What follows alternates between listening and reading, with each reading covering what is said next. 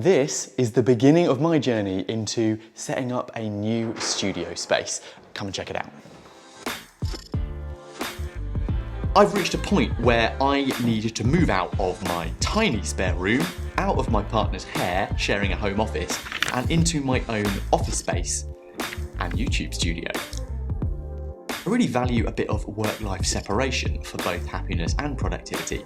So a few months ago, I went on a hunt for a kind of combined office and studio space that would work. This is what happened, my plans for the space and an early tour of what I've done so far. I'm going to be documenting this journey into a new space, building out a creative workspace on a budget on the channel. I'm also filming on a new bit of kit that has surprisingly made it into my regular kit bag, the latest smartphone gimbal from Insta360, the Flow. Hashtag not sponsored, they did send it and they don't get sign off on what I say about it, but it has become my new camera assistant. So after some searching, I came across this space. It's an old bowls club in South London that's just been converted into artist spaces. And I got to choose a unit by visiting the site while they were in construction. Perfect. I've already met another load of local creators next door and a digital fashion designer, some illustrators, other cool creatives are in the building. So they had two unit options that I could afford, one with roof lights and one without. Now, whilst more natural light would be absolutely amazing, the roof lights are made of polycarbonate, and after a bit of research, I realised that this would essentially turn it into an oven or a greenhouse. Add to that I wanted to control the light for filming, and I went for this space. High ceilings at one end and a bunch of metal roof girders that are brilliant for rigging and fixing things, so that's great for clamps, so I don't have to leave holes to fill later on. So I put my deposit down and got started, measuring up and designing the space. I'm using a cool iPad app called Live Home 3D to do this, and with a bit of trial and error, I've been able to visualize what the space looks like ahead of moving in and plan out a flexible, well-designed workspace that serves my needs. It's not perfect, I'm not an architect, but what it does give you is a feel for space, colour, textures and layout before you commit to them. So this is my plan. A nice desk setup at the tallest end of the space with a view out into the corridor if I want it. I'll try some curtains over the doors and light control for some sound dampening for filming. And I'll line one of the walls with oak acoustic panelling to help treat the room and add some warmth to this rather industrial space. I'll add a second desk on wheels for filming on and to act as a hot desk for the future. This can be moved onto the side when I'm not using it, leaving loads of space in the centre for filming. At the other end of the room, I'll create a chill out and kind of future podcasting space. I'll bring my old sofa in and develop this space over time once I know what the room feels like. Now I like the idea that at this end of the room it can also be a bit darker for a more contrasting second filming angle. Finally, I'll add some trolleys and storage to the room for equipment, probably later in the process some sound treatment with some homemade sound panels and a nice rug. And I'll build my all-in-one filming rig on wheels to film at any angle in the room. More on my new filming setup later though. Time to move in and get started. Let's bring in the stuff I have and see how far we get.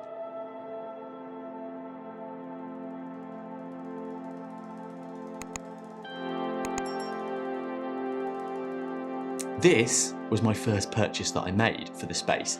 These are the Manfrotto auto poles. I don't know why more YouTubers and filmers don't use these. They temporarily clamp vertically or horizontal like a rig and are fab. I got this set secondhand for a steal on eBay.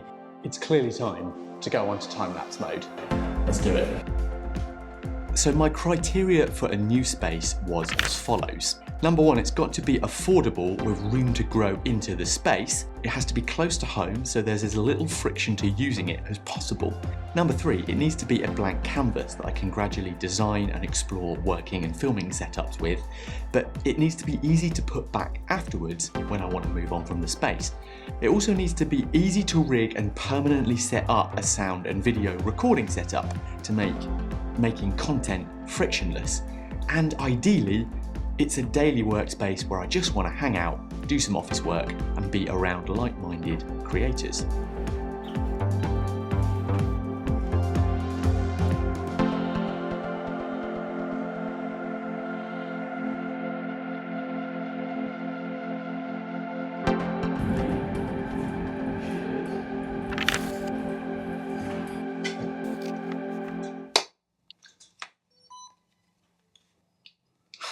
So, like many YouTubers, I get quite a lot of emails from companies about trying their smartphone filming accessories that are a little too easy to decline. But after trying and loving a couple of other Insta360 cameras in the last few months, I thought I'd say yes to trying this one, which is the first smartphone gimbal that Insta360 have made. Woo! And I'm glad they did, because you know what? This has made it into my regular filming setup.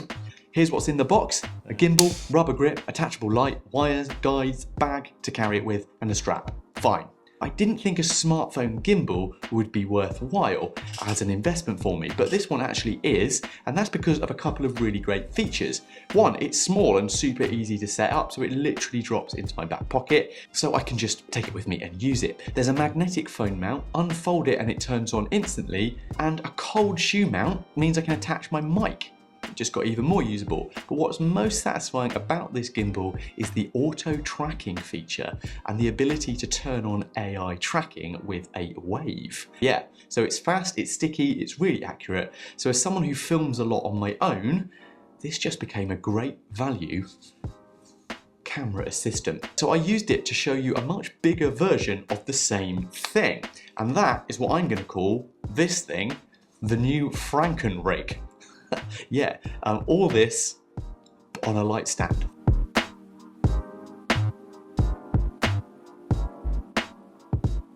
If you've used the Insta360 cameras before, you may well be aware that you can use like smart tracking in their apps and simply select a point and then it will track you through the clip.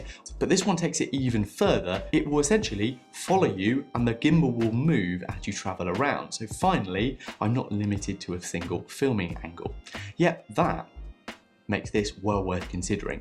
Now what's unique and interesting and something that some people might really enjoy is the AI-powered editing assistance in the app, which will guide you through the shot list, and it's pretty cool for a casual user. I'm not sure I'll use the feature that much, but it's a really cool idea. And yes, you can do all the usual gimbal things, and the flow did not disappoint on stability and balance to get really smooth shots. Even though I'm filming on quite an old iPhone XR camera at the moment, I think that the results are pretty good.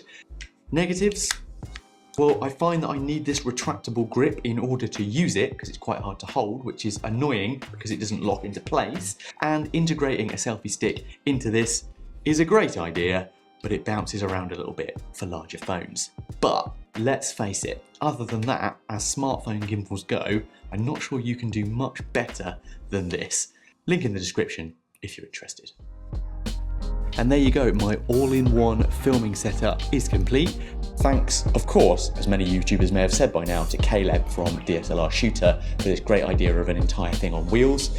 I'm shooting on a new Fuji camera, it's the HS2S, it's H2S, I think that's right. It's a very good camera. Let me know in the comments if you'd like to see a dedicated video on this full build. What's really cool about this though, and obviously I'm getting quite excited because it's fun playing with gear, is this. The whole thing is movable. So I'm able to swing this around, probably really badly, and kind of get lots of different shots. Sofa end, a bodged version with some fabric, see what it looks like. So that's how far we've got with the build. Looking promising, I think. Now let me know your thoughts in the comments as well, what you think I should do with this space. I'm sure you've got better ideas than I have. In future episodes, I'll build out the rest of the studio.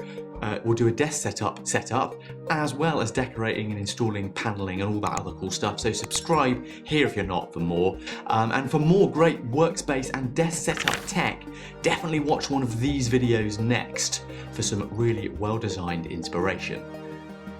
I'd better get back to creating. Bye.